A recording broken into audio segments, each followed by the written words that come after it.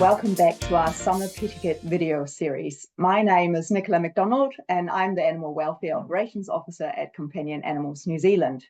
Today we're continuing our journey to help you and your pets stay safe, healthy and happy during those hot summer months. In today's video, I'm joined by Dr. Rachael Stratton from Tail Therapy. Rachael is a veterinary behaviourist with over 20 years of experience in clinical behaviour, consulting and general practice, working in university, government and private sectors. We'll be focusing on some essential tips for travelling with your pets and how to safely exercise them when the temperatures rise. Thanks for being here, Rachael. My pleasure. So Rachael, we all know the heat can be tough on our pets, especially when travelling. What are the main health risks for pets when travelling in hot weather, and how can pet owners prevent them?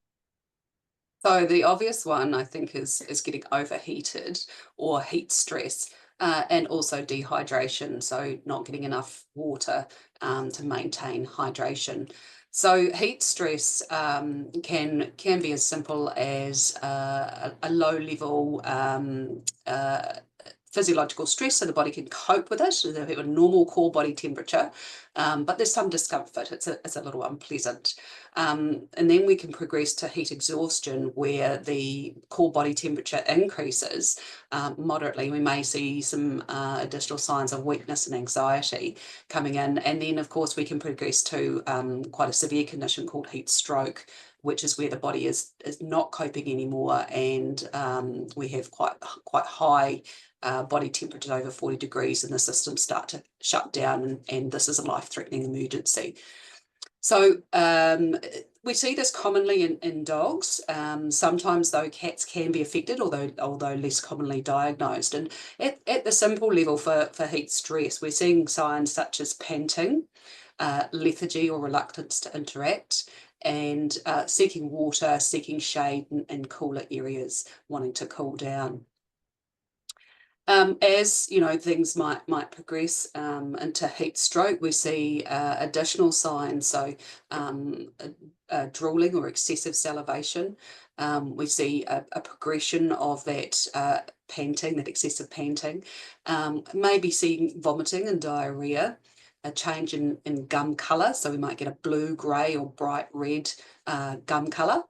And we may start to see some neurological signs such as muscle tremors and an abnormal gait, or a sort of a drunken walk gait, seizures, and then progressing to collapse, coma, and death, unfortunately. So picking this up really at the heat stress kind of level, and prevention is our best option there.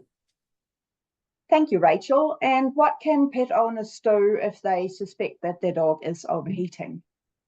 Okay, so we're talking about sort of first aid principles here, and the first thing is to basically remove them from that hot situation.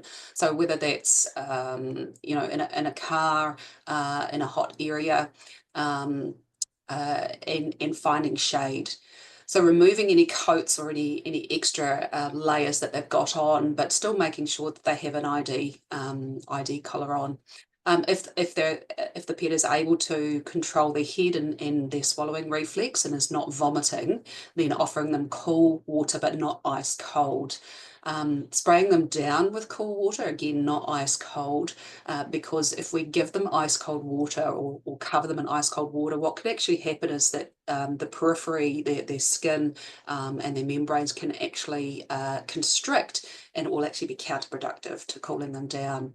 Wetting down the area around them as well, and surprisingly an effective method of cooling them down is to use a fan for evaporative cooling. So fanning over that wet area, or the wet dog, can actually help increase that cooling capacity.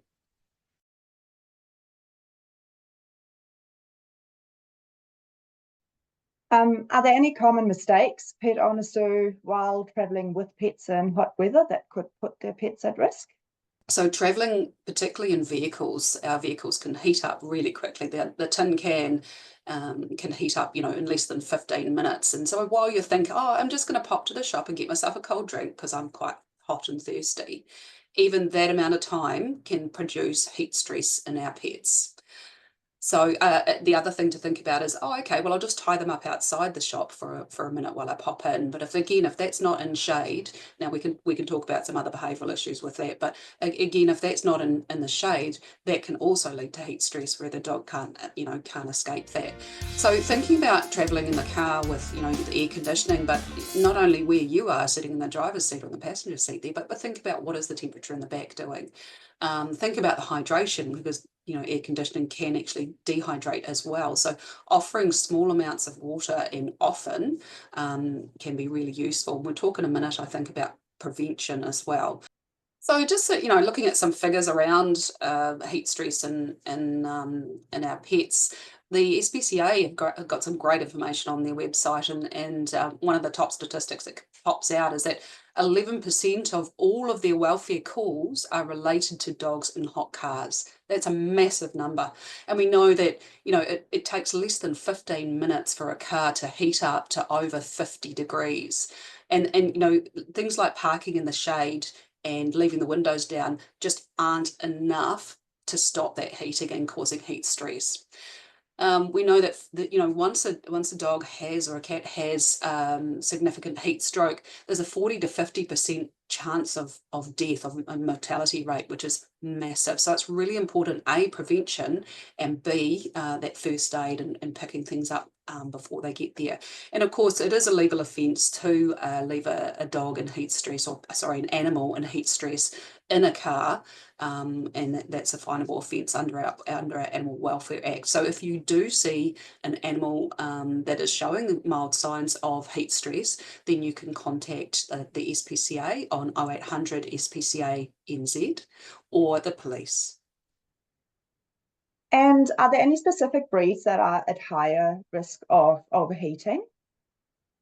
Yes, so the main way that our dogs actually cool down is via panting, and also some heat transfer through their feet. But dogs with a flat-faced conformation or brachycephalics, like our bulldogs, our pugs, our Frenchies, they are at more risk from heat stress simply because they can't cool down as effectively. We also know that animals that are overweight are more prone to heat stress, and of course, if you have a dark coat colour, then you also heat up more quickly. But also, if you have some other diseases going on, such as respiratory diseases or heart conditions or epilepsy, you're also more prone to the effects of heat stress. And there are some other less common conditions that can occur as well.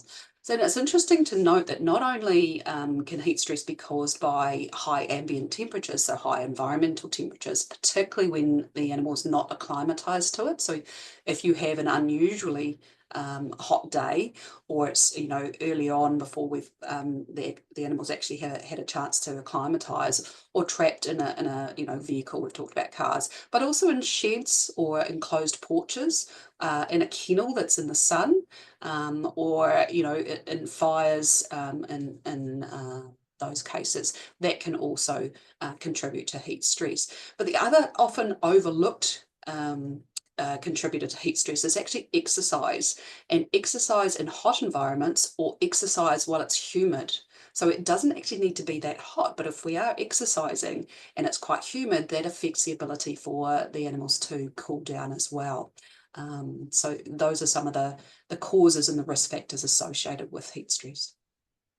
So for those who do need to travel with pets in cars during the summer, are there any specific precautions that they could take? So prevention is the best approach here, and that starts with an awareness of the issue, considering your pets and planning ahead for your travel, and giving your pets time for adaptation as well. So time to acclimatise to the hotter conditions, but particularly if we're looking at travelling.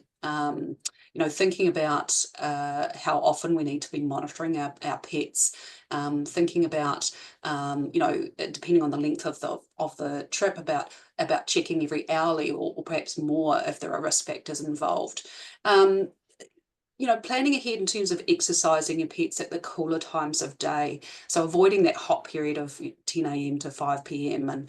and engaging in, play in the shade, water play to cool down, as well as, thinking about if I, take my pet out for a bit of exercise, thinking about touching the ground to see how hot it is. And so we're preventing paw burns from that as well. So anything that's hot for your feet is hot for their feet. Okay, so think about the roads and the tar on the roads, think about the sand, think about dark surfaces, and think about driving to a place to get some exercise rather than walking or running them there. Thinking about gentler forms of exercise rather than strenuous exercise, and incorporating more brain stimulation, more mental stimulation, so hide and seek, playing positive reinforcement training games, going on a safari rather than the goal being to do a set number of kilometers or so forth. And of course, monitoring if you've got dogs that are playing together, that they are that you stop them before things get overheated.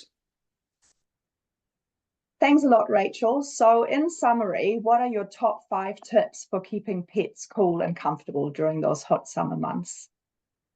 Okay, so aside from the prevention things that we talked about, dehydration is a big one, and getting your pets used to drinking from different containers beforehand is really useful. So if they're used to drinking out of a bucket or out of a bowl, and now you're presenting them with a small cup or a mobile drinking container, they need some time to actually get used to that. So preparing ahead for that so that it's not novel to them. The other thing, of course, thinking about the paw burns, and just put your hand on the ground first, okay? And ask yourself, do I need to carry my pet across the road? And, yes, there are booties available, but they have their pros and cons as well. So sometimes useful, sometimes counterproductive. Thinking about sunburn, particularly for our light or unpigmented areas of our pets, and providing shade. We used to, the slip, slop, slap for people, and getting into the shade, thinking about that from your pet's perspective as well. If we are going to use sunscreen, not using human sunscreen, but a special one that's okay if your pet ingests it by licking it off. Thinking about, when we're at the beach over this beautiful summer and running at the beach, thinking about, we're going to get hot, we're going to get thirsty, and gorging on seawater can bring its own set of problems there, and, with vomiting and diarrhea in those first instances. So don't be misled into thinking that, oh, they're in the water and, they're drinking the water, that'll be fine. And of course, taking care. We all know that when we're hot and physically or mentally tired, the levels of anxiety can increase as well. So just be careful around our hot, tired pets, that they can be a little bit more anxious. And for some dogs, especially if they're disturbed while sleeping, can become a bit snappy as well. So keeping, vulnerable animals and people away. So kids, young animals, and those with poor mobility or sight. It's great advice. Thank you, Rachel. It's so important to be mindful of the precautions people need to take around their pets in these hot summer months, and they're just around the corner. So we hope everyone here takes this advice and enjoys the summer months with their pets. And thanks for tuning in. Be sure to check out our other videos in the series for more pet care tips on our Companion Animals New Zealand YouTube channel. Until then, stay cool, stay safe, and enjoy the summer break with your furry friends.